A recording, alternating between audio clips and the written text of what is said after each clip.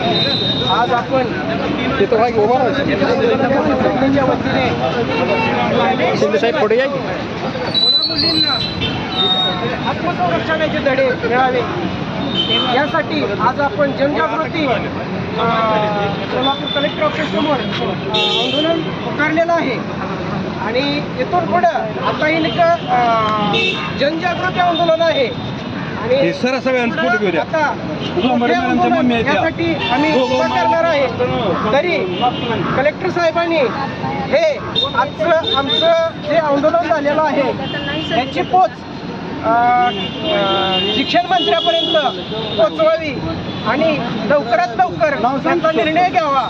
अन्यथा जगभर संघटनेच्या वतीने संघटनेचे संस्थापक अध्यक्ष उत्तमराव पवार साहेब यांच्या मार्गदर्शनाखाली आम्ही सोलापूर जिल्ह्याच्या वतीनं मोठे आंदोलन करेन एवढंच मी बोलतो. मी सोलापूर जिल्हा उपाध्यक्ष भास्कर कदम.